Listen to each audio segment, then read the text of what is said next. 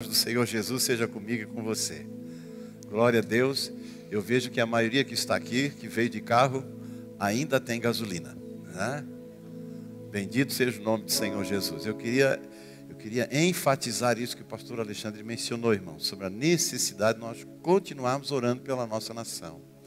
Nós estamos vivendo um momento muito crítico, um momento delicado. É um momento de crise. E toda crise, ela pode ser um momento da catástrofe ou um momento da oportunidade. E nós que cremos no Senhor Jesus, nós estamos entendendo que é o momento da oportunidade. De Deus operar a sua bênção, a sua graça e a sua vitória nesse país. Né? De nós darmos a volta por cima. E Deus fazer com que o Brasil seja um país do presente. Porque eu cresci ouvindo que o Brasil é o país do futuro. Chega, eu não quero morrer dizendo que o Brasil é o país do futuro. É o país do presente. Nós queremos viver a plenitude de Deus nesta nação, né? E termos governos, autoridades e uma nação, uma população digna e honrada. Porque não são só alguns políticos ou uma grande parcela da nossa política que precisa realmente de renovação, que precisa ser posta na cadeia, não há a menor dúvida disso. Mas também a nação brasileira. O povo brasileiro precisa também passar por cura, por restauração, por tornar-se um povo verdadeiro, correto, honesto, leal. Nós realmente, como nação, precisamos deixar de ser o país do jeitinho, o país das coisas ajeitadas, onde vivemos num país onde, como disse o nosso ex-presidente Lula um tempo atrás, falando sobre algumas leis de trânsito, e ele disse, essa lei não pegou. Assim, o Brasil é um país assim, que até lei pega ou não pega, né? Funciona ou não funciona, é aplicada ou não é aplicada, né? Nós aguardamos em Deus, que Deus vai fazer coisas extraordinárias em nosso país, no nome de Jesus. E ore também por nós pastores, porque nós temos um seminário de pastores e pastoras marcado para quinta-feira. Todo período do feriado do Corpus Christi, né, nós temos um encontro de pastores para os quais a Mireia veio. É nacional. Então é muito provável que a Mireia vá passar essa semana com a sua família. Porque a maioria dos pastores vem de carro. E a possibilidade de chegar no meio do caminho e parar, porque não tem combustível para chegar até aqui, é muito grande. E nós não queremos arriscar isso. A nossa reunião de terça e quarta do PGN nós já cancelamos. Já não é mais possível fazer a reunião. Talvez vamos fazer alguma coisa aí por Skype, né? Mas o seminário, continue orando aí. A gente gostaria muito que acontecesse, porque se não acontecer, não vai mais poder ser feito esse ano, né? Que já temos a conferência no segundo semestre. E aí 2 eventos grandes assim no ano fica difícil de a gente organizar. Se não for agora, terá que ser só no ano que vem. Mas, ore por nós, para ver o que Deus está fazendo no nosso meio, né? Estamos dispostos a pagar o preço de ver a bênção de Deus transformando o nosso país. Amém. Glória a Deus. Irmãos, eu gostaria de continuar partilhando com você. Espero que você ainda não esteja sobrecarregado com essas pregações. Mas eu continuo pensando, meditando, orando, lendo a Bíblia em torno do tema da unidade do ser humano, a unidade do crente.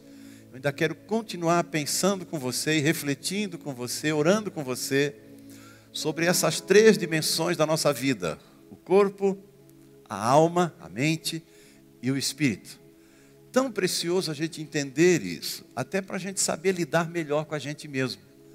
Porque quando a gente tem um conhecimento mais adequado da gente, a gente lida melhor com algumas situações. Então a ideia de Deus com essas ministrações, eu creio, é ajudar a gente a se compreender melhor e a lidar melhor com algumas situações que às vezes a gente pensa que é no espírito e é na alma, algumas coisas que a gente pensa que é na alma e no corpo, algumas coisas que a gente pensa que é no corpo e é na alma, e a gente tem que saber tratar a coisa no lugar certo, né? Porque eu preciso saber onde é que está o problema para poder aplicar o remédio certo.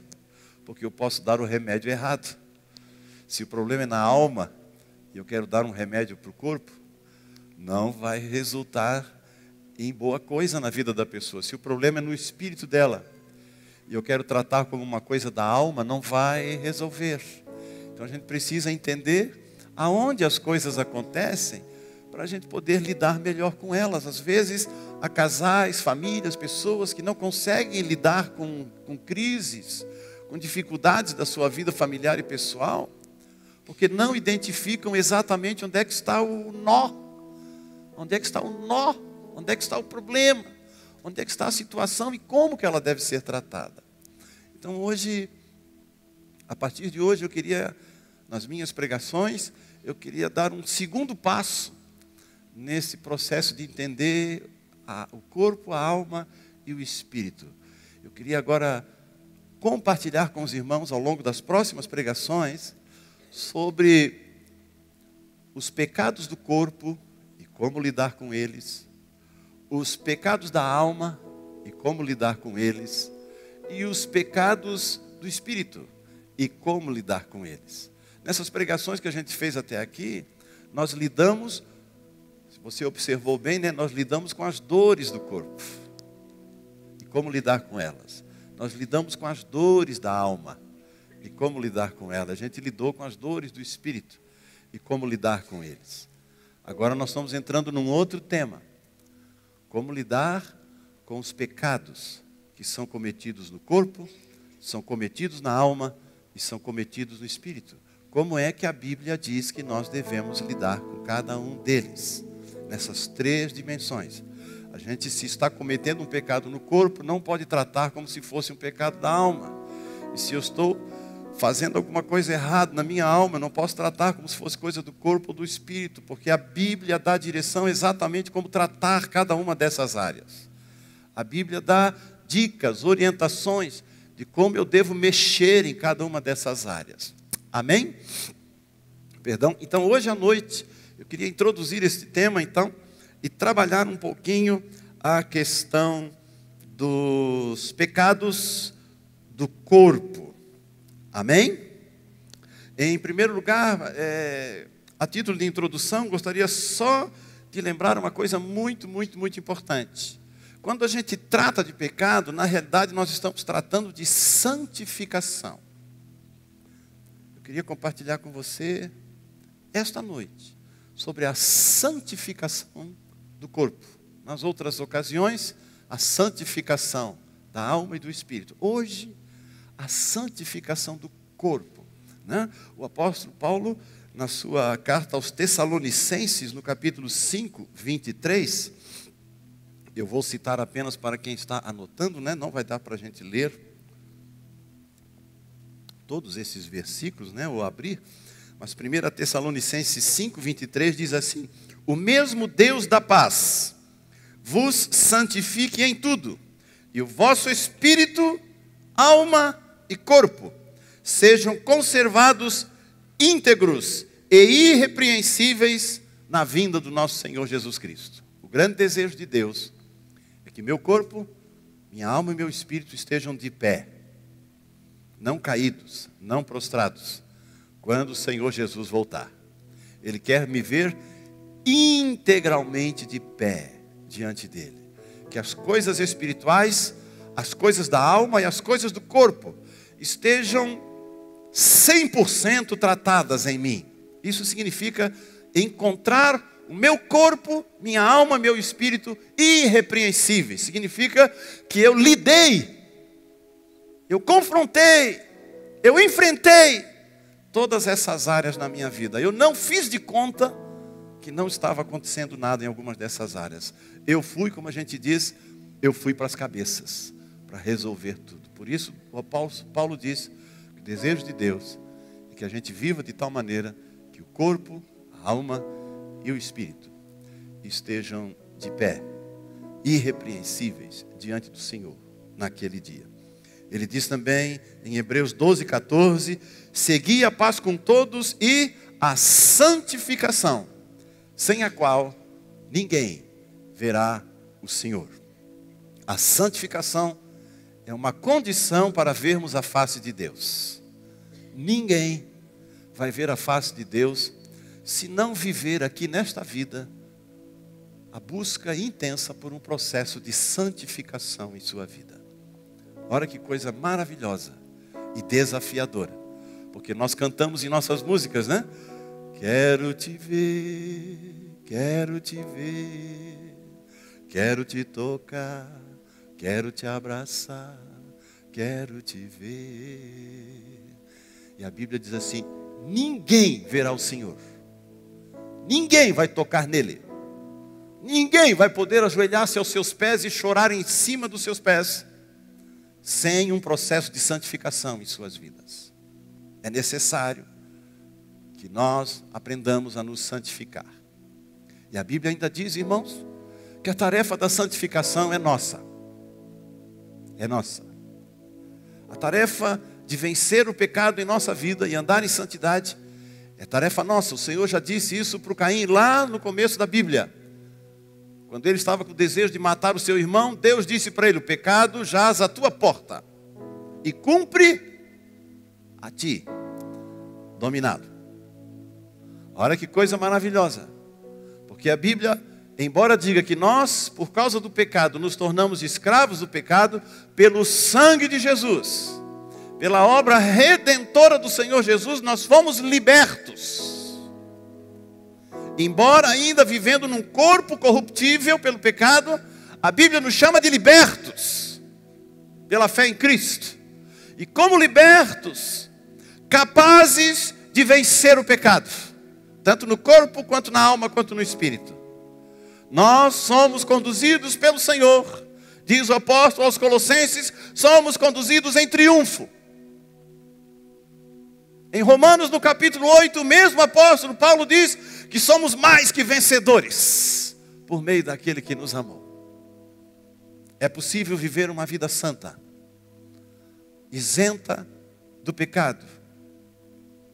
Deus deseja que a gente viva isso. Ninguém pode dizer que não tem pecado, mas é possível viver um processo de santificação em nossa vida.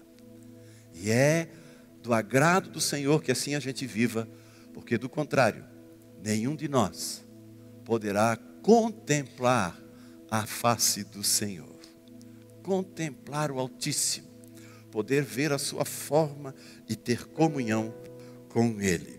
Por isso, irmãos, isto é assim necessário. Então eu quero compartilhar com você hoje sobre o corpo 4 pontos importantes. Primeiro deles, primeiro ponto com respeito ao corpo. Qual é o lugar do corpo na salvação? Qual o lugar do corpo na salvação? E o lugar do corpo na salvação é sua redenção. O corpo será remido um dia. O corpo de Jesus, oferecido na cruz, deu a nós a oportunidade, a garantia de que nosso corpo será remido. Irmão, a nossa carcaça, essa que você tem e eu temos, essa será destruída. Mas o nosso corpo, tal como nós somos, e um lugar de habitação da alma e do espírito, nós nunca perderemos. Nós não seremos na eternidade almas penadas. Não seremos, nós seremos corpo. Deus nos fez corpo. Todos nós teremos um corpo. E até quando eu preguei sobre isso, né, você lembra? Eu dei a minha opinião, a Bíblia não fala nada, eu dei a minha opinião, que o nosso corpo celestial será muito semelhante àquele corpo que a gente tem hoje. Na minha opinião. Nós vamos nos ver assim, irmão. Eu creio que quando você chegar na eternidade e me ver lá, você vai me ver com essa carequinha aqui, irmão. Entendeu? Ah, pastor, mas eu queria ter cabelo. Não, você queria ter cabelo por causa do pecado, irmão. Porque quando não tem pecado, a gente não acha nada dos outros. Quando não tem pecado, eu não acho ninguém gordo. Quando não tem pecado, eu não acho ninguém careca. Quando não tem pecado, eu não acho ninguém feio. Quando não tem pecado, eu não acho que o sujeito é baixo, é alto, é simpático, antipático. Quando não tem pecado, irmão, a gente não acha nada disso. Nada disso. Nada disso. Portanto, não se preocupe. Não se preocupe. Porque essa noção de feio, bonito, alto, magro, isso e aquilo, na eternidade não existirá. Aleluia. Ninguém vai chegar para o Abraão e dizer assim: ô Abraão, teu cabelo ficou branco, hein, Abraão?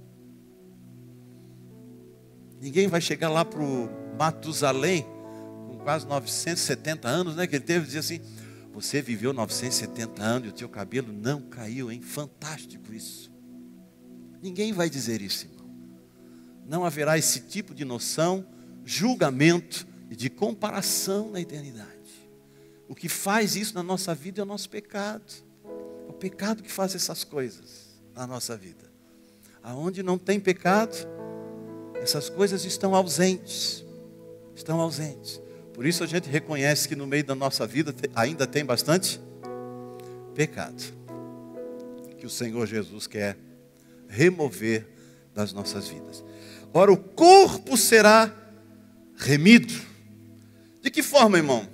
Veja 1 Coríntios capítulo 6, versículo 13.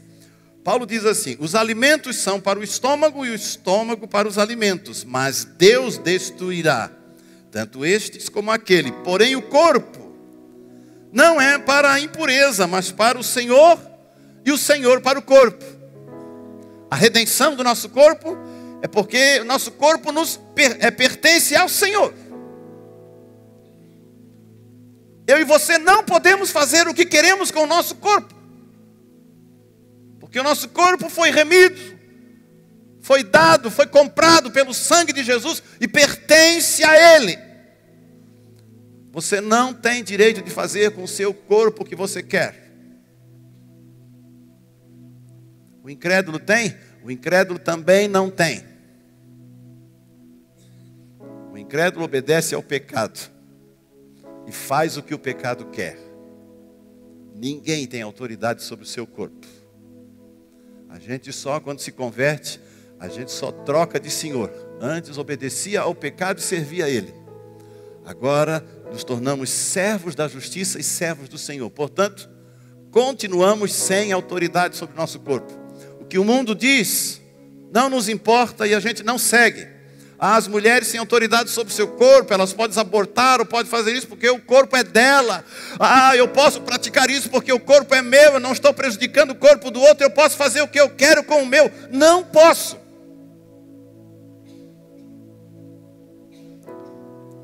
Não estou falando aos incrédulos, não estou falando ao mundo, estou falando para a igreja, para mim e para você. Nós não podemos fazer o que queremos, porque o corpo foi chamado à redenção para pertencer ao Senhor. 1 Coríntios 6,19 diz: acaso não sabeis que o vosso corpo é santuário do Espírito Santo que está em vós, o qual tendes da parte de Deus e que não sois de vós mesmos? Além de não sermos de nós mesmos, a Bíblia diz que a redenção do corpo deu a qualidade para ele de habitação. O teu corpo e o meu corpo são a habitação do Espírito Santo. Você acha isso pouco, meu irmão? Você acha isso pouco? Toda a eternidade veio habitar dentro de você. Toda a grandeza de Deus e do que Ele é. E a Bíblia diz que Ele enche, preenche todas as coisas. Ele diz: eu vou habitar em você. Aonde? Em você. Aonde, pastor? Dentro de você. Se você fosse capaz de olhar para dentro do seu espírito, você veria lá o Espírito Santo. Está lá. Lá não, ali, né? Está bem perto. Bem perto. Você, quando está andando na rua, está fazendo as coisas, está aí nas diversas situações da sua vida, o Espírito Santo está ali. Ele não vai embora. Ele não tem esse lance de entra e sai do crente, amém, irmão? Ele habita na vida do crente. Mas se o crente comete pecados, ou faz isso, ou faz aquilo, a Bíblia diz que nós podemos entristecer o Espírito Santo, e entristecê-lo a tal ponto de apagá-lo dentro de nós, mas tirá-lo não.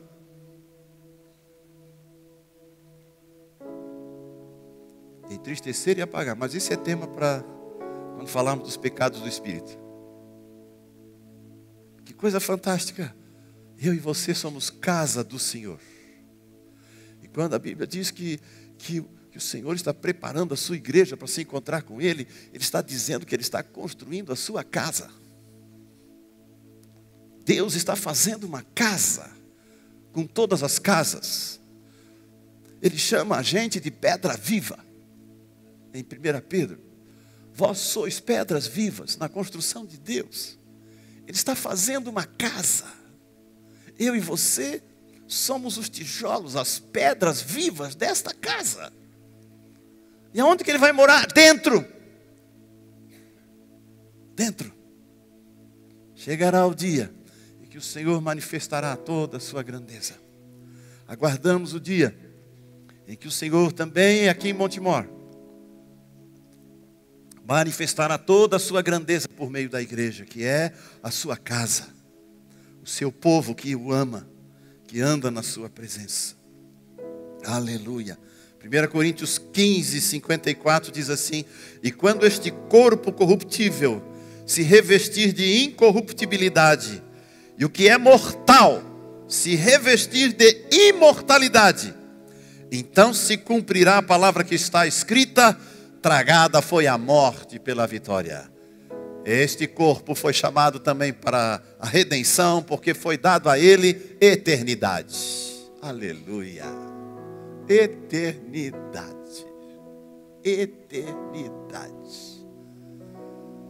Jesus disse, falando do inferno, que este corpo eterno será comido por bicho no inferno e não se consumirá.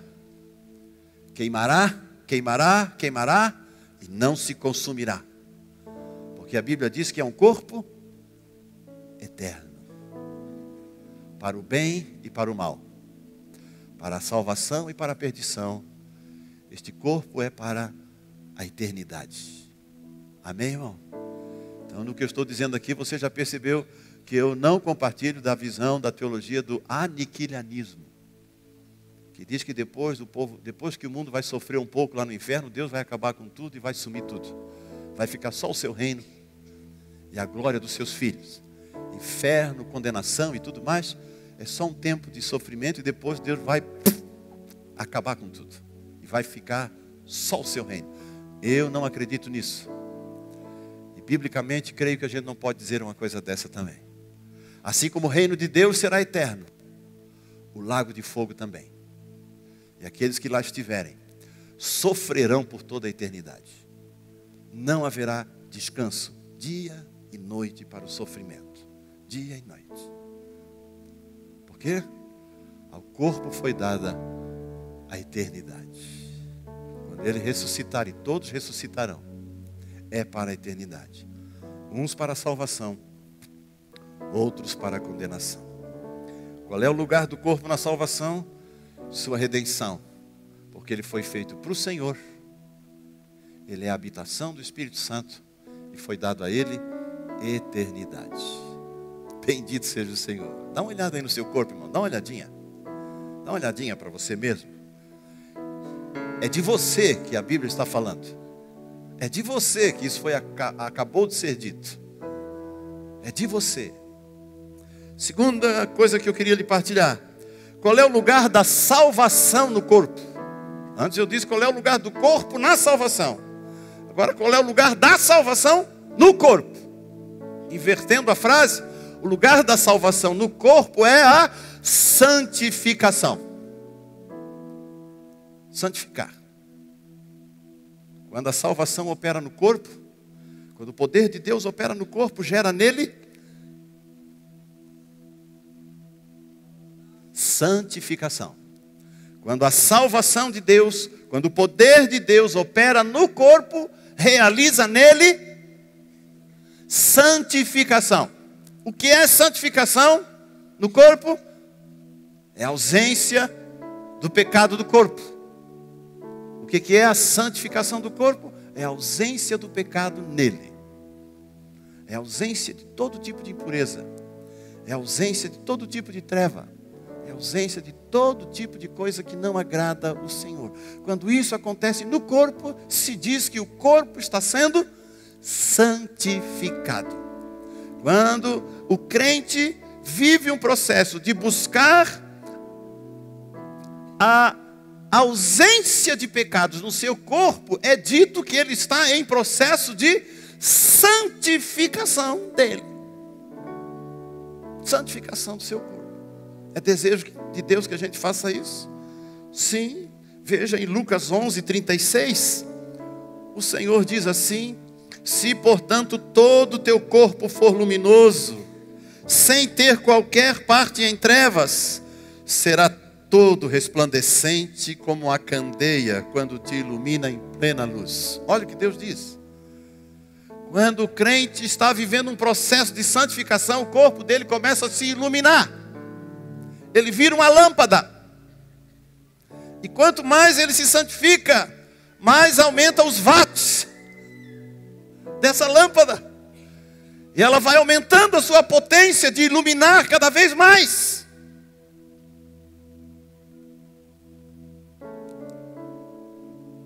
Que coisa maravilhosa.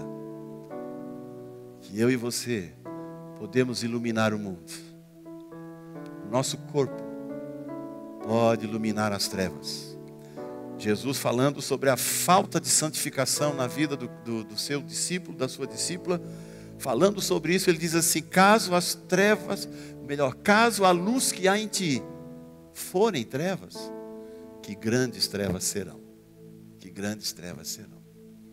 Mas se a luz que há em ti continuar brilhando, vai fazer de você um tição de fogo.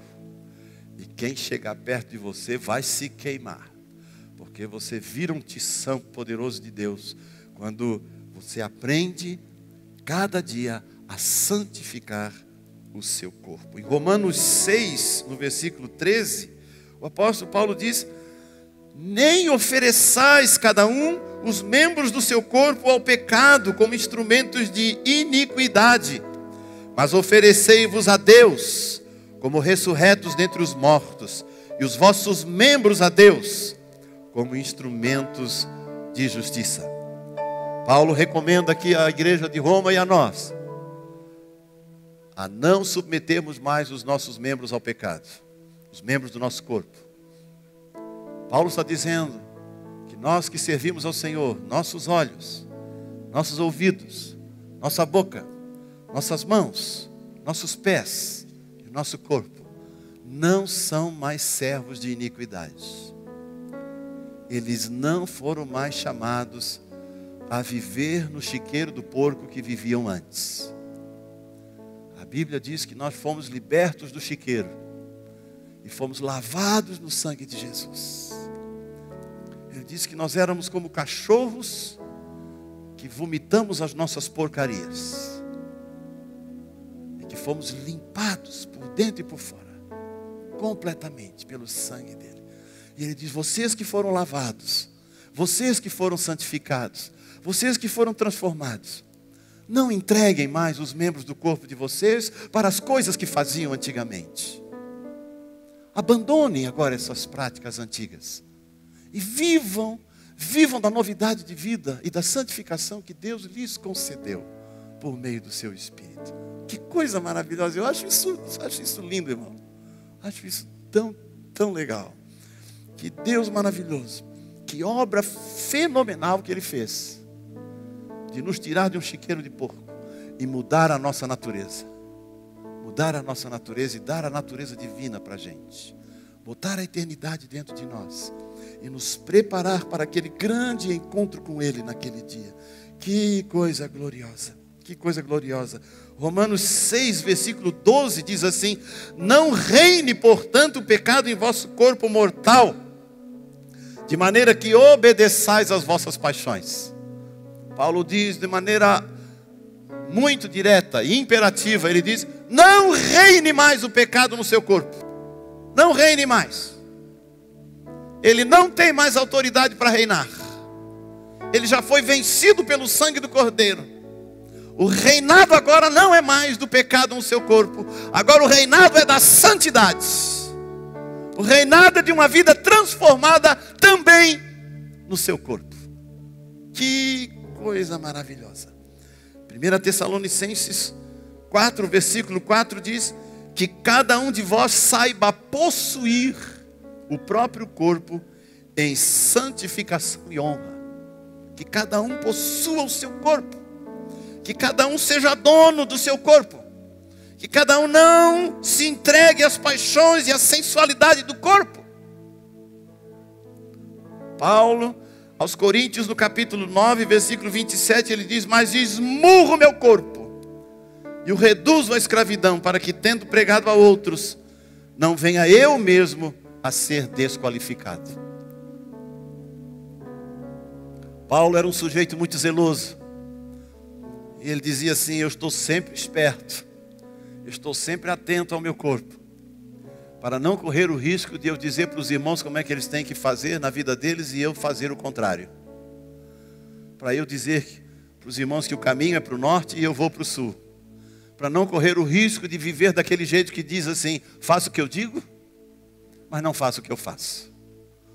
Paulo dizia assim: eu vigio e esmurro meu corpo. Ele botou arreios, como se o corpo dele fosse um animal, e ele botou arreios para dominar o seu corpo.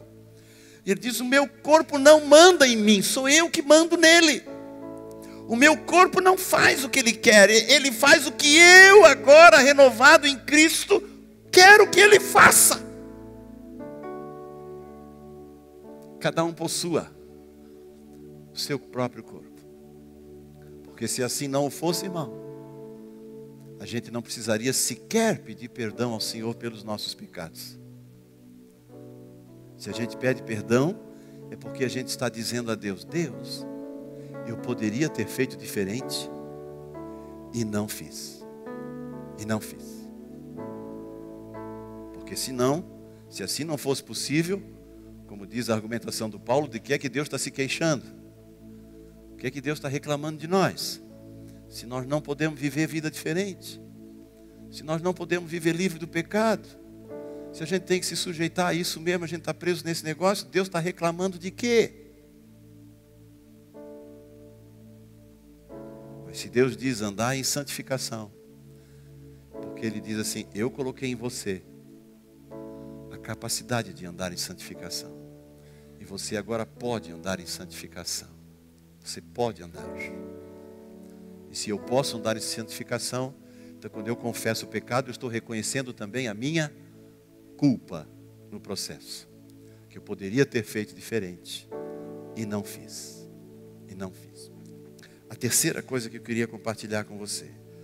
A primeira coisa que eu compartilhei foi qual é o lugar no corpo, do corpo na salvação. E eu falei que o corpo foi remido. Foi remido, porque ele pertence ao Senhor. Ele recebeu o Espírito Santo e recebeu a eternidade. A segunda coisa que eu disse, que o lugar da santificação, lugar da salvação no corpo é a sua santificação do corpo. O corpo é para andar em santidade. E a terceira coisa que eu queria dizer para você: quais são os pecados do corpo?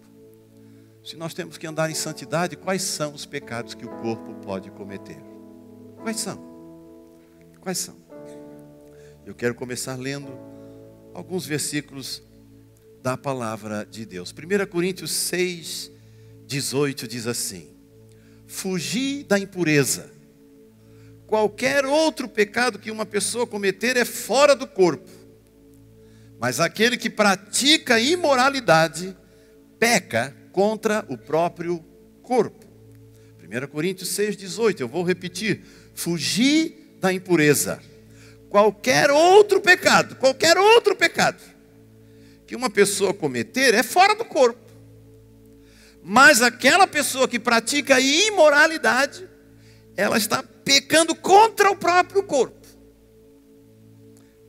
Em 1 Tessalonicenses capítulo 4, 3 a 9, diz o apóstolo Paulo: pois esta é a vontade de Deus, a vossa santificação, que vos abstenhais da prostituição e que cada um de vós saiba possuir o próprio corpo em santificação e honra, não com o desejo de lascívia, como os gentios que não conhecem a Deus, e que nesta matéria ninguém ofenda ou defraude a seu irmão, porque o Senhor contra todas essas coisas, contra todas essas coisas, como antes vos avisamos e testificamos claramente, é o vingador. Porquanto Deus não nos chamou para a impureza, e sim para a santificação. Dessarte, quem rejeita estas coisas, não rejeita o homem, e sim a Deus, que também vos dá o seu Espírito Santo. Em 1 Coríntios 6,15, o apóstolo Paulo também diz: não sabeis que o vossos corpos são membros de Cristo? Eu porventura tomaria membros de Cristo e os faria membros de meretriz, de prostituta? Absolutamente não. Romanos 1:27 e outros versículos mais diz: semelhantemente os homens também, deixando o contato natural da mulher, se inflamaram mutuamente em sua sensualidade, cometendo torpeza, homens com homens, e recebendo em si mesmos a merecida punição do seu erro. Quero compartilhar alguns pecados do corpo.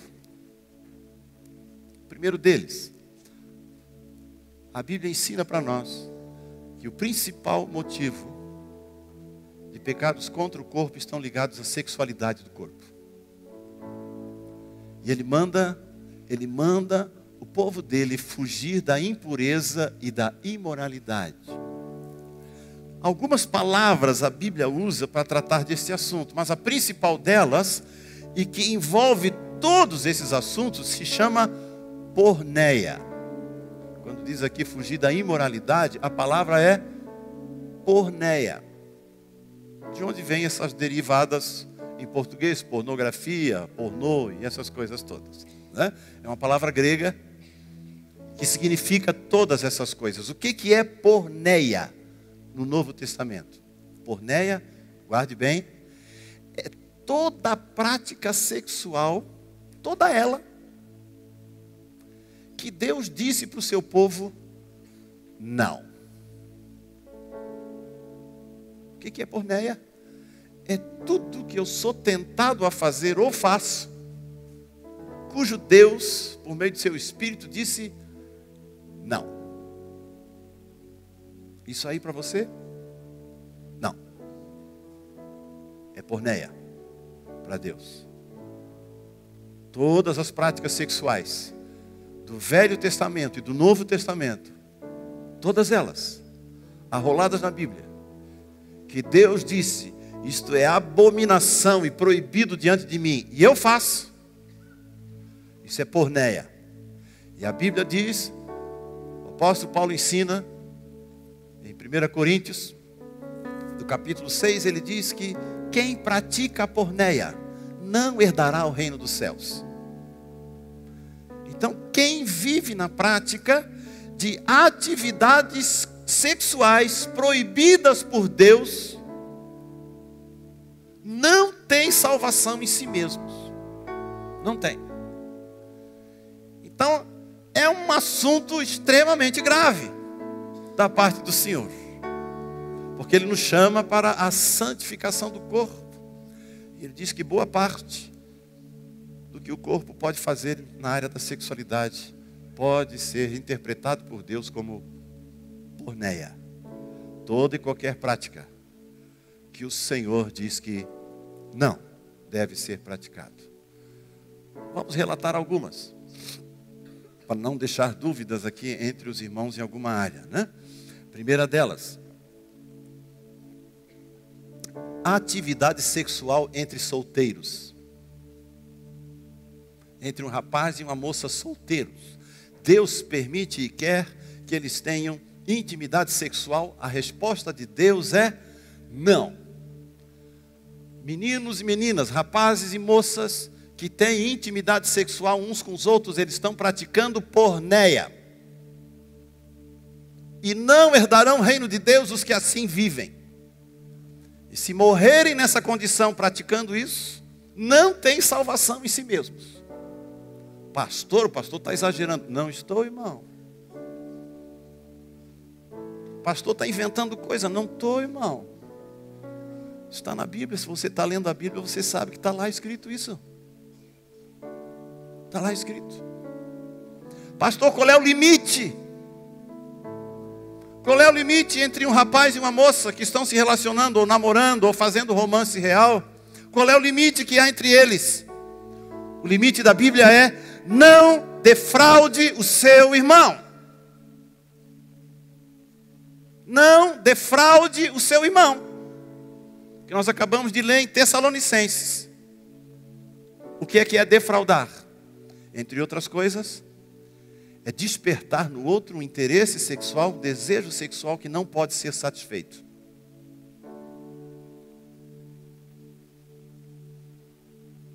Qualquer coisa que eu fizer com a minha namorada, com o meu namorado, que estou praticando romance real, ou não, que desperte interesse sexual no outro, isso é porneia. E não tem bênção de Deus nesse negócio. Não pensemos que Deus vai passar a mão sobre a nossa cabeça, porque não passa. É imoralidade na presença dEle. Não vai. Porque é porneia. É porneia. Até mesmo, irmãos, no jeito de nós nos vestirmos, devemos ser zelosos e cuidadosos, para não provocarmos interesse sexual. Você, irmã, você, irmão, não devem se vestir de tal maneira que desperte interesse sexual em quem olha. Não devem. Porque isso é impureza. Pastor, o quanto do meu corpo que eu posso mostrar ou não posso mostrar? Irmão, não sou juiz sobre a sua vida. Deus não me constituiu juiz sobre a vida de ninguém. Eu não vou deixar de amar mais ou menos alguém por causa da maneira como se veste. Também não vou julgar por causa da maneira como se veste. Deus não nos chamou para julgar ninguém. E não estou dizendo isso para que julguemos uns aos outros. Mas estou dizendo isso para que nos exortemos uns aos outros. Para que nos exortemos. Eu acho que às vezes a gente mostra mais do que precisava. Mais do que deveria, uns aos outros. Às vezes, nos permitimos a seguir determinados princípios da moda, para os quais Deus não nos chamou a viver. Devemos ser zelosos com isso? Sem dúvida nenhuma, mas não sou juiz. E também nem eu, nem minha esposa, nem pastor Alexandre, nem pastora Tati. Você não vai nos ouvir dizendo quantos dedos acima do joelho ou abaixo do joelho você tem que usar uma saia, o quanto que tem que ser o seu degote, o que tipo de sutiã você tem que usar, ou se os irmãos têm que usar esse tipo de calça ou aquele tipo de calça. Nós não vamos fazer nada disso. Porque você vai ver no quarto ponto que eu vou falar, que quem trabalha isso no coração profundamente não é o humano, é o divino de Deus. É o divino de Deus. E cada um tem o seu tempo, a sua história, o seu aprendizado com Deus, o que para alguns pode ser um princípio profundo de santidade, para outros ainda não é. Alguns já podem entender que devem se portar de determinada maneira por causa de um jeito de se relacionar com Deus, e outros pensam que não. Não nos façamos juízes, irmãos, sobre a vida de cada um. Mas sobre o que diz a palavra de Deus, aí nós nos posicionamos claramente. Com respeito à sexualidade dos solteiros, assim diz o Senhor.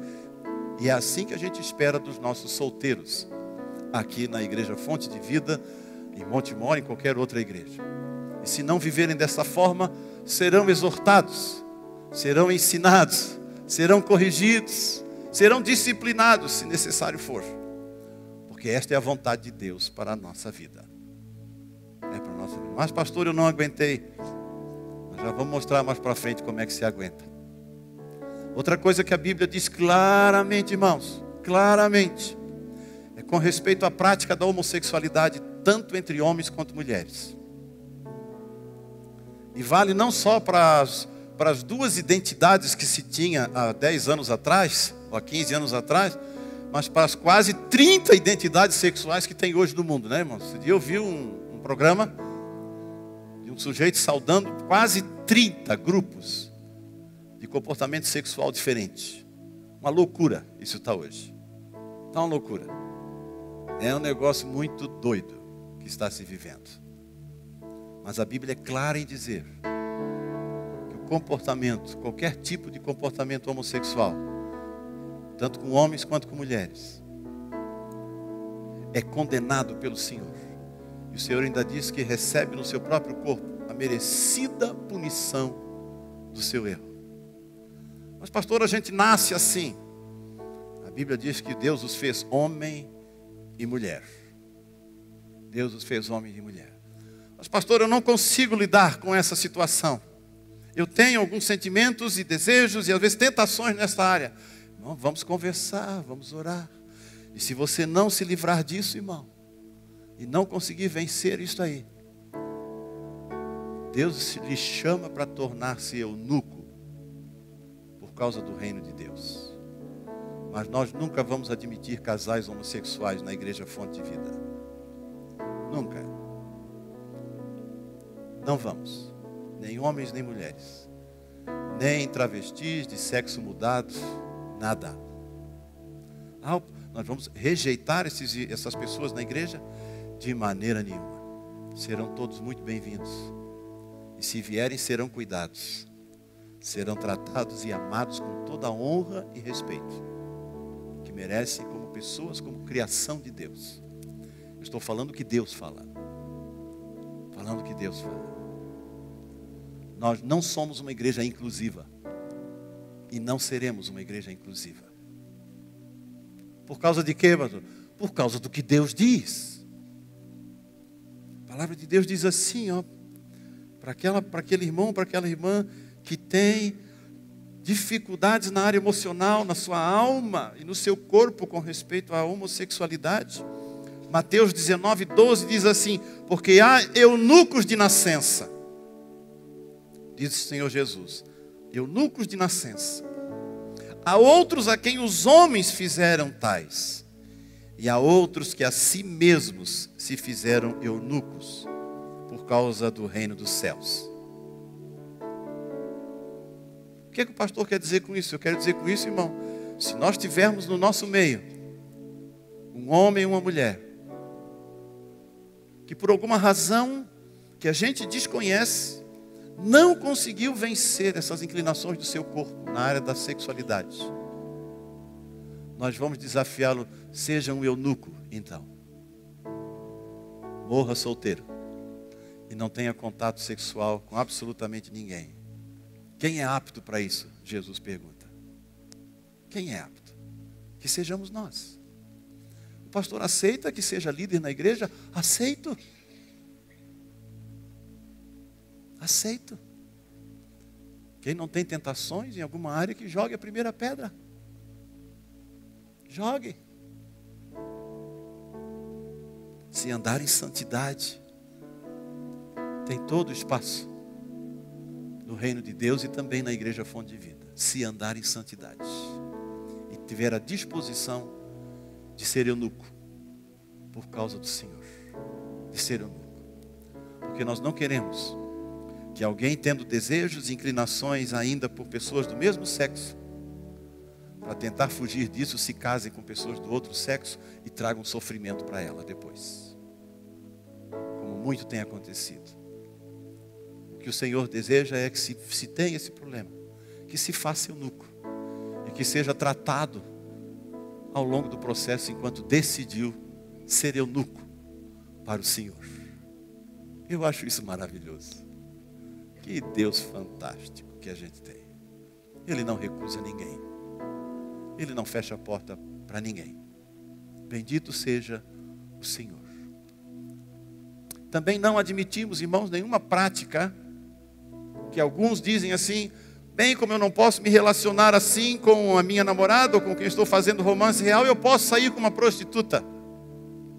ou porque no meu casamento a minha esposa está incapacitada, ou meu marido está incapacitado, eu posso sair com uma prostituta. A Bíblia chama isso de porneia. Por que eu digo isso, irmãos? Porque na igreja de Corinto, alguns homens, jovens, ao que parece mais homens que mulheres, pensavam dessa forma. Se nós não podemos nos relacionar porque a moça tem que casar virgem, então a gente se relaciona com prostituta, paga e vai embora. E Paulo chama isso de porneia. Porque quem faz isso com uma prostituta se torna um corpo com ela. Cria um elemento do casamento sem ser casamento. E o Paulo chama isso de confusão. Isso é confusão.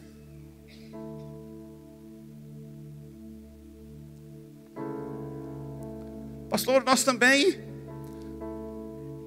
preciso dizer aos irmãos que também, algumas práticas sexuais dentro da vida do casal, nós também, pela palavra de Deus, entendemos que não devem ser praticadas. Quais, pastor? Intimidade anal. Nós não compartilhamos nenhuma visão, nenhuma outra visão evangélica que você possa ler aí na internet, em livros. Como eu já ouvi pastores famosos aqui do Brasil dizendo, entre quatro paredes, se um casal concorda, pode fazer o que quer. Nós não concordamos com isso. Nós não podemos fazer o que queremos entre quatro paredes. Temos liberdade para fazer muita coisa, até saltar do ventilador.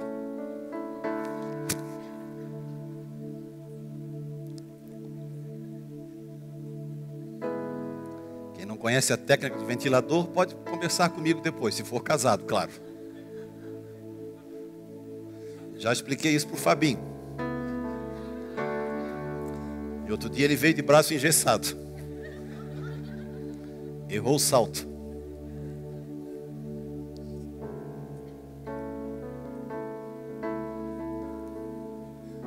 E o que mais que não pode, pastor? Eu não posso forçar a minha esposa ou meu marido a fazer coisas no âmbito da sexualidade dentro de um quarto, onde a gente estiver, que o constranja, que ofenda a sua própria consciência. A gente também tem limites nessa área. Mas pastor, a Bíblia não proíbe, o Senhor também disse que não proíbe. É verdade, nós falamos. Mas se o outro ainda não tem liberdade, irmão, não faça. Tem que orar, conversar com seus discipuladores ou com a gente como pastores, acompanhar, tratar, para ver se vence algum trauma, algum tabu, etc. Isso nós podemos fazer. Mas obrigar o outro a fazer o que ele se sente extremamente culposo e culpado e desconfortável emocionalmente para fazer, isso nós não podemos. Isso nós não podemos. Nós não temos esse direito de fazer com o outro. Assim nós entendemos. E a última coisa que eu queria dizer nesta área, e que a Bíblia não cita, mas a consciência, a Bíblia diz que na consciência de todos nós foi posta a lei de Deus. Foi posta a lei de Deus, e que por causa disso ninguém deve fazer nada contra a sua consciência cristã. Não estou falando para os incrédulos, estou falando para a consciência cristã. Paulo diz assim, a minha consciência não me acusa de nada, mas nem por isso me dou por justificado. Mas ele diz, a minha consciência não me acusa de nada. Mas quero mencionar o que não é mencionado, que é o que diz respeito à masturbação. A masturbação também não faz parte dos nossos princípios de entendimento da palavra de Deus, bíblicos da vontade de Deus para a nossa vida.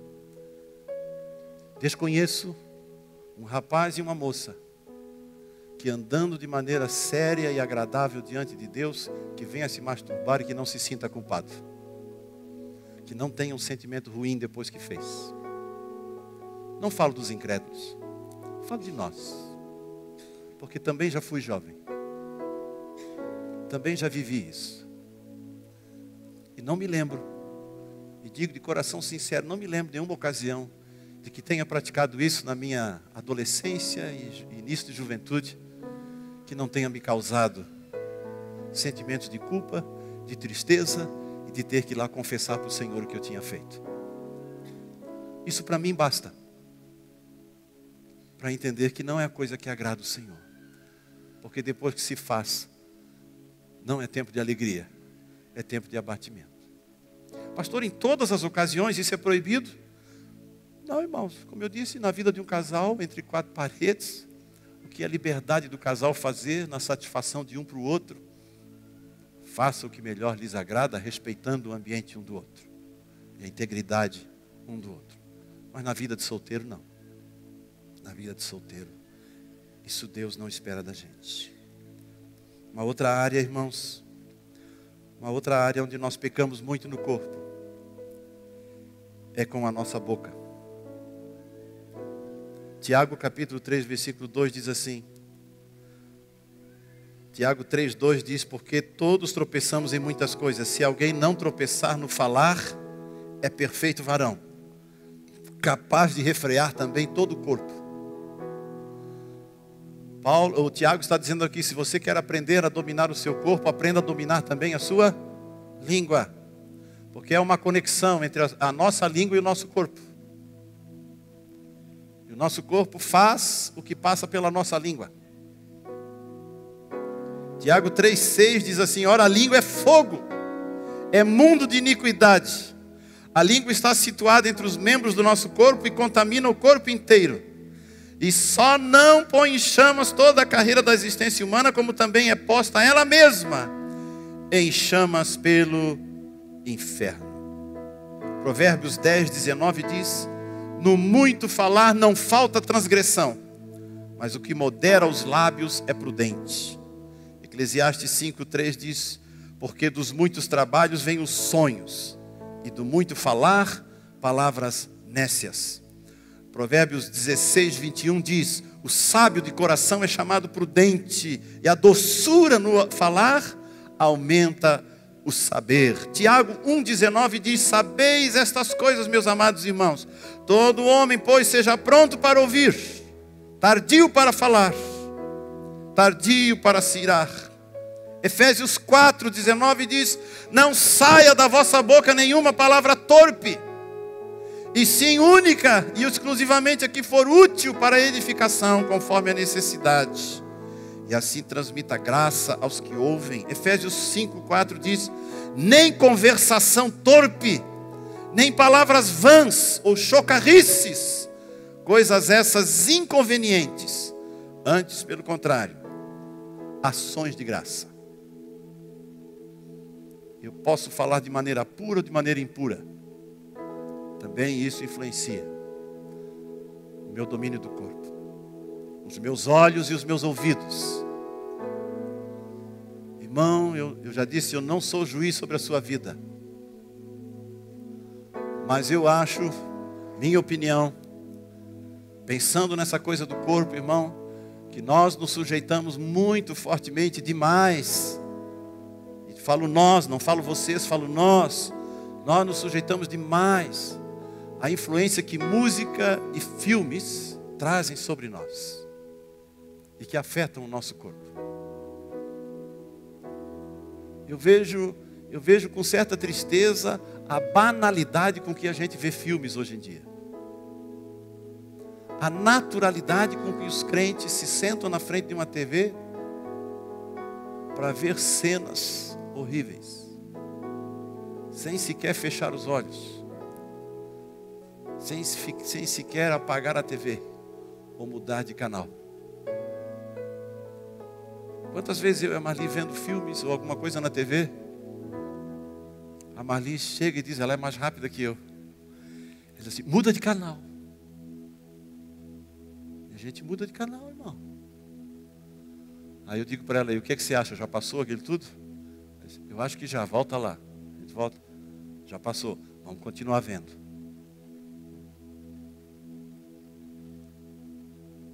Você fecha os olhos, irmão, quando vê o que a Bíblia diz que não é para ver. A Bíblia diz em todo lugar que a sexualidade é exclusiva de um casal, de um homem e de uma mulher que vive de maneira honrosa diante do Senhor e que não deve ser vista. A sexualidade dos outros não é para ser vista nem para ser exposta. Qualquer cena desse tipo num filme, num programa, em TV, nós temos que desviar, irmão. Temos que fugir disso. A Bíblia diz fugir da impureza. Tem que fugir. Ah, isso é atrativo? É atrativo, sim, mas a Bíblia diz que eu tenho que me enojar disso. Já faz alguns anos que eu aprendi no Senhor. E toda vez que essas coisas aparecem diante de mim e que são tentações para mim, eu digo em nome de Jesus, eu tenho nojo disso. Como pastor? Mas aquela belezura toda daquela mulher, dizer que tem nojo. Irmão, belezura é só a minha. A minha é uma belezura, irmão. Mas se eu ver alguma coisa da sua, para mim é nojo. Se eu ver alguma coisa de alguém, de outro, é nojo. Tem que ser nojento esse negócio para nós.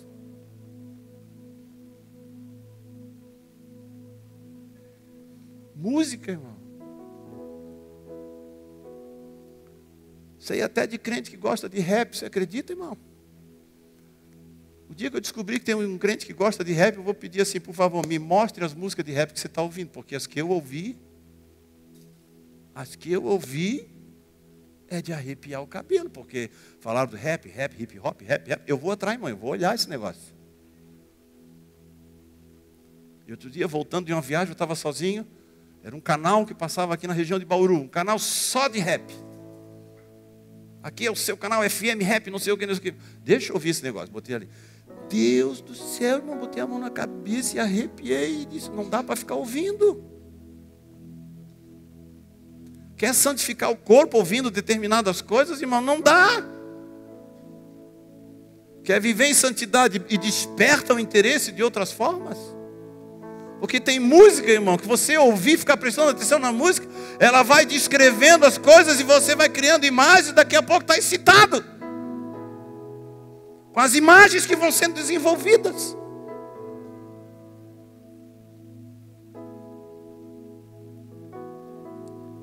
Você ouve sertanejo popular, irmão? Eu já parei para ouvir alguns sertanejos aí da moda. Meu Deus do céu. Ah, o pastor está proibindo a gente de ouvir música secular? Eu não, irmão, não sou juiz sobre a sua vida. Você ouve o que você quiser. Mas a Bíblia diz, desenvolvei a vossa salvação e cresça na sua santificação. Se afaste das coisas que atraem o pecado em você. Eu sou um covarde, irmão. Eu sou um completo covarde. Eu não consigo andar perto desse tipo de coisa. Eu não consigo andar na beira do barranco, Fabinho. Não dá para andar. Porque a porneia é um negócio que está presente dentro de todo ser humano. E ela o atrai. E ela o seduz.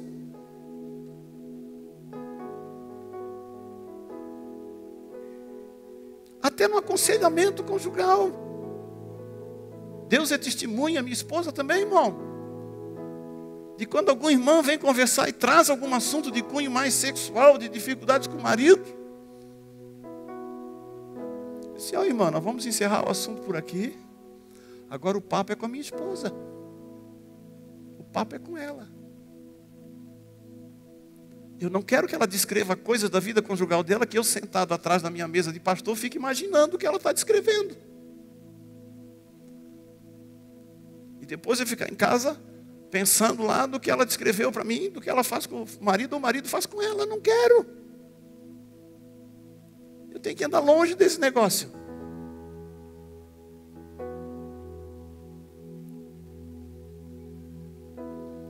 Quarto ponto, e com esse eu termino, irmão. O quarto ponto é como vencer o pecado. Como é que eu venço isso? Eu queria ler para você Marcos 14, 38. Uma palavra do Senhor Jesus, em Marcos 14, 38, com ela eu termino. E ele diz assim, vigiai e orai, para que não entreis em tentação. O espírito na verdade está pronto, mas a carne é fraca. Vigiai e orai. Qual é o segredinho de Jesus aqui para você vencer? Vigiar e orar. Vigiar é de olho aberto. Essa é a ideia que está por trás. Fica de olho aberto, irmão. Fique esperto. Fique atento. Vigia. Eu dei exemplos meus e da Marli, de como a gente se comporta em algumas áreas da nossa vida. Vigia, eu tenho que vigiar. Na internet, irmão, já faz alguns anos, eu fiz um acordo com a Marli. Eu disse, Marli, quando você não estiver em casa, eu não acesso a internet. Eu só acesso e-mails e o WhatsApp. Por quê, irmão? Porque a maioria dos homens se sente tentado quando está sozinho. Me enganei aí? Me enganei? A maioria. Está sozinho, irmão, vem o diabo vestido de saia.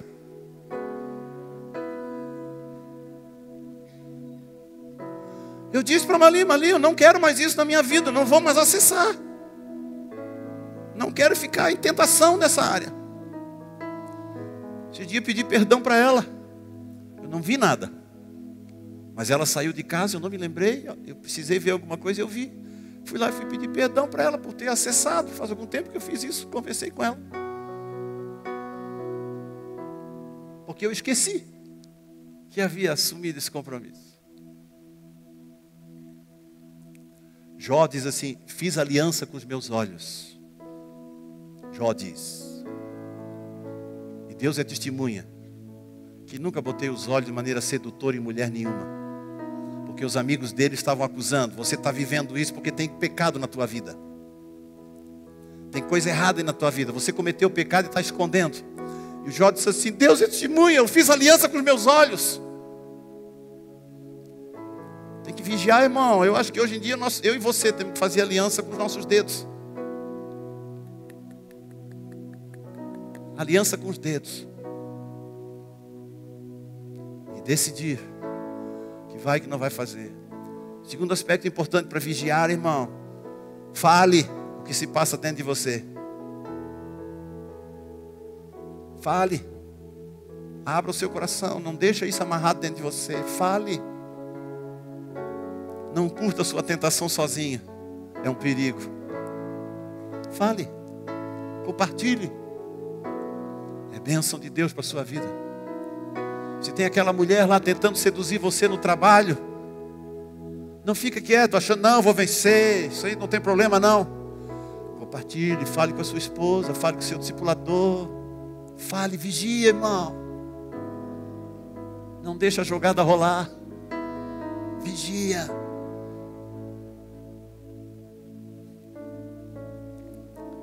E orar. E orar também, irmão, inclui aqui jejuar. Quem quer vencer o seu corpo precisa jejuar. Que jejuar é um exercício de vitória sobre o seu corpo. É um exercício sobre a fome. É um exercício sobre a sede. Aprender a dominar o corpo. Se você é alguém que diz assim, não consigo jejuar, irmão, você está precisando muito jejuar.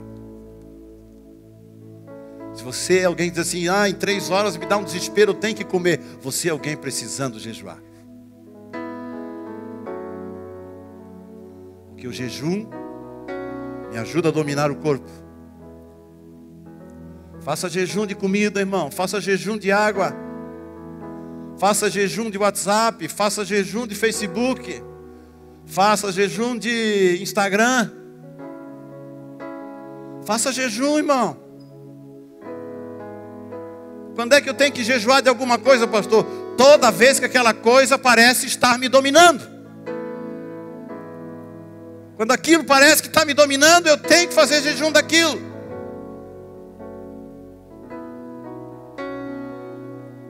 Tem gente que não entra dentro de casa, irmão, sem botar o olho no sofá ou na estante para procurar o controle remoto. Porque botou o pé dentro de casa, tem que ligar a TV. Faz jejum de controle remoto, irmão. Não, vou ficar 30 dias sem ligar a TV. Faça alguma coisa. Ore e jejue. Porque Deus vai dar vitória para a gente. E nós vamos andar em vitória, irmão. Em vitória. Porque em Cristo nós somos mais que vencedores. confie no Senhor. Vigie e confie no Senhor em oração. E Ele vai lhe abençoar em tudo, irmão. No nome de Jesus. No nome do Senhor Jesus. Não viva com a sua vida escondida. Não tenha uma agenda secreta. Bota tudo para fora, irmão. Organize a sua vida. Deixe a sua vida transparente, abençoada. Vomite os seus pecados. Joga esse negócio para fora, irmão. Que é vitória. É vitória. Ninguém está jogando pedra em você, irmão. Quem não tem pecado, que jogue a primeira. Nós estamos dizendo exortação mútua. A gente se exorta um ao outro para andar em vitória, para santificar o corpo. Amém? Que Deus abençoe eu e você, irmão. Fique de pé. Queria orar com você. Aleluia.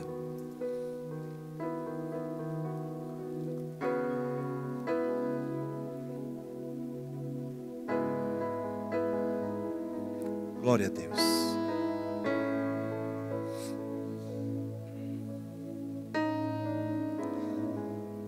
Senhor Jesus, nós te damos graças aqui esta noite, te bendizemos por esta palavra. E queremos pedir que tu ministre no coração do teu povo, Senhor. Eu não sei o que é que o Senhor falou com este jovem, com esta jovem. Eu não sei o que é que o Senhor falou com este irmão, essa irmã.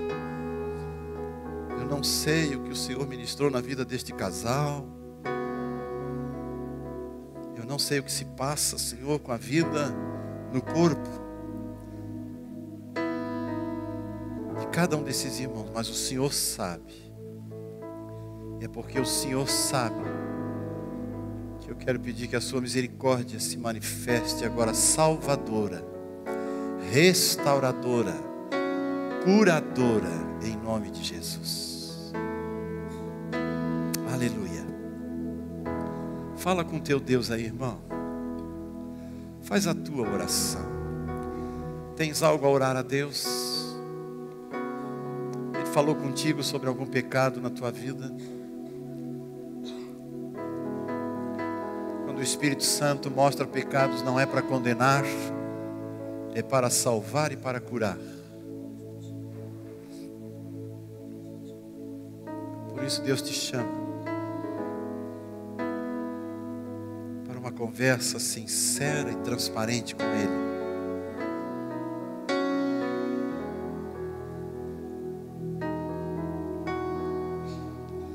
Talvez você esteja pensando que Deus não tem nenhuma alegria na nossa sexualidade. Que parece que Deus é um castrador, cerceador.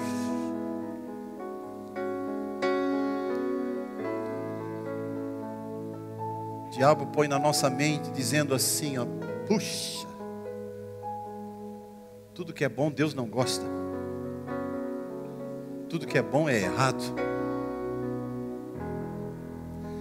Esse é um engano do diabo. Esse é um engano do diabo. É uma sedução, é uma fortaleza do maligno na mente. Porque quem anda no Senhor vive a melhor sexualidade de todas. Quem vive no Senhor experimenta o que há de melhor para a vida de cada um. E Deus está te chamando esta noite para viveres o melhor dele enquanto és solteiro. Está te chamando para viveres o melhor dele enquanto és casado. Está te chamando para viveres o melhor dele, mesmo com as lutas de identidade sexual que você possa ter. Deus quer que você viva o melhor com Ele. E Ele prometeu vitória para você. Abra o seu coração. Ore a Ele. Porque Ele faz as suas maravilhas. Aleluia.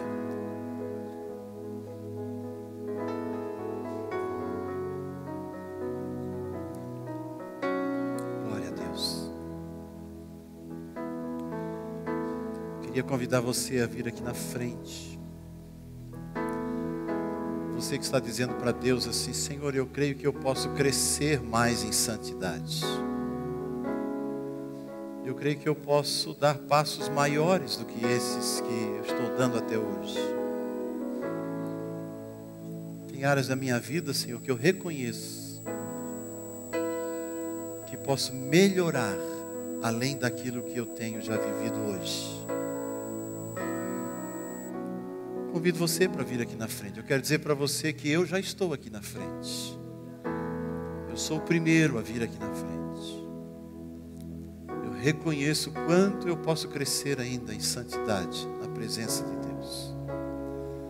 Eu reconheço quanta coisa Deus pode fazer na minha vida que ainda não está fazendo. Eu reconheço. Por isso eu já estou aqui na frente. Queria convidar você para vir também junto comigo. Eu e minha esposa já viemos aqui. Nós queremos andar mais em santidade. Pastor Alexandre e pastora Tati também vieram. Nós queremos andar em santidade. Nós queremos ser os primeiros a andar em santidade. Para que você possa andar atrás da gente em santidade. Deus deseja muito, muito, muito fazer as suas grandiosas obras na minha vida e na sua. Se você deseja vencer todas as suas tentações, tudo aquilo que o diabo e o seu corpo lançam contra você, e você tem caído, vem aqui na frente, nós queremos orar com você. Deus vai lhe dar grandes vitórias. Você vai vencer. Porque Ele disse que em Cristo somos mais que vencedores. Ele disse que o Senhor Jesus sempre, sempre, sempre vai nos conduzir em triunfo. Você andará em plena e total vitória em nome de Jesus. Oh, aleluia. Oh, aleluia. Oh, aleluia. Glória ao nome do Senhor. Pai, nós oramos aqui esta noite, certos da Tua bênção sobre nós. Invocamos o Teu nome, declaramos aqui as Tuas maravilhas. Reconhecemos, ó Pai, pelo Espírito de fé, que nós podemos avançar para muito além daquilo que temos avançado hoje, Senhor, em nossa santidade. Nós reconhecemos, ó Deus, que há um mundo lá fora esperando por nós.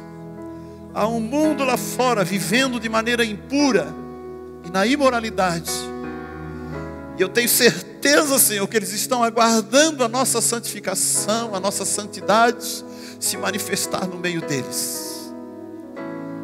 Pai, nós temos certeza que nós vamos ganhar esta cidade não porque somos iguais a eles, mas porque somos diferentes. Nós vamos ganhar não porque fazemos o que eles fazem, mas porque não fazemos o que eles fazem. Por isso nós vamos ganhar esta cidade e esta nação. Porque temos vivido da abundância do Senhor, Pai, em nome de Jesus. Em nome de Jesus. Eu quero pedir a Deus agora que o Espírito Santo passe poderosamente sobre a vida de cada um aqui hoje de noite, Senhor. Que o Teu Espírito, que é santo, passe por nós com aquele lavar regenerador do Espírito Santo, como diz na carta do apóstolo ao Tito. Sim, Pai, o lavar regenerador do Espírito Santo passe sobre o corpo nosso como igreja. Que passe pelo corpo de cada um de nós, Senhor, e nos capacite a andar em plena santidade. Nós venceremos, Senhor, todos os desafios da nossa vida, porque o Teu Espírito passa por nós. Espírito Santo, toca esse irmão e essa irmã agora. Toca eles, Senhor, toca eles. Em nome de Jesus.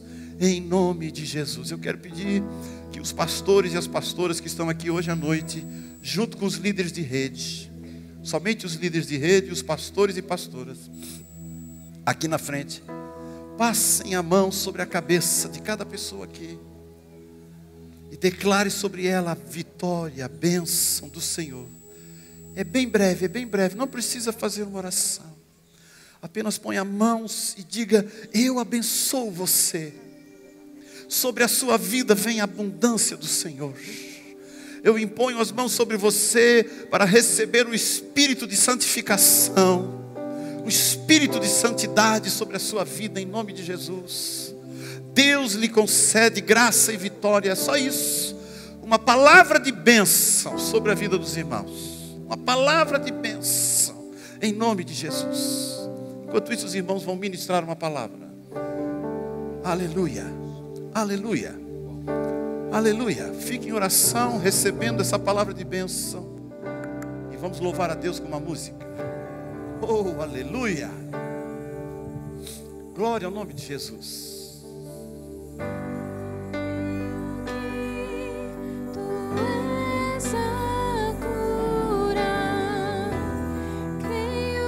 Oh, papai. És tudo para mim.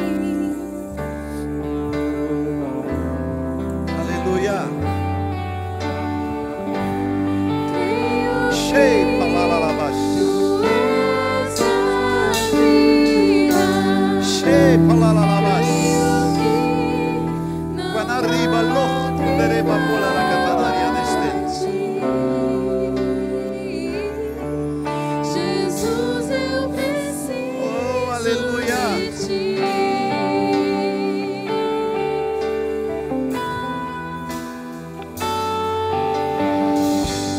Creio que tu és a cura. Aleluia. Creio que és tudo para mim. Aleluia.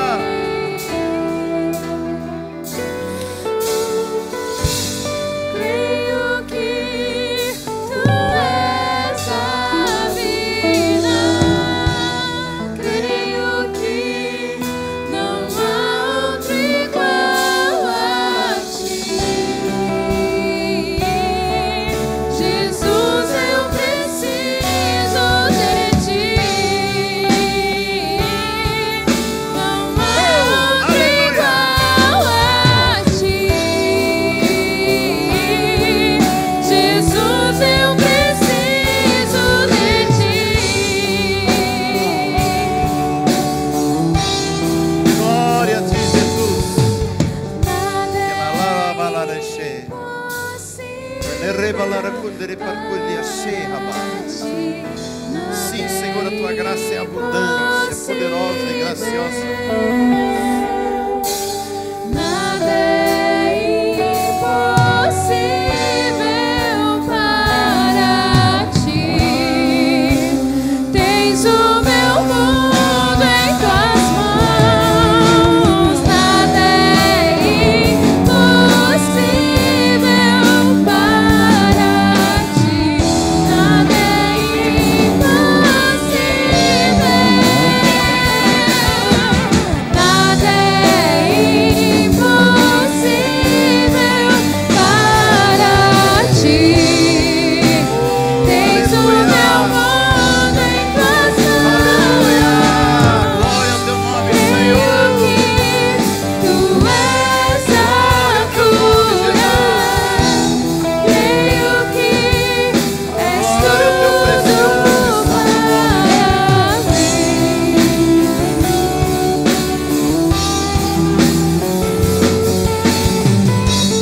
Creio que tu és a vida. Aleluia. Creio que não há outro igual a ti. Jesus, eu preciso de ti.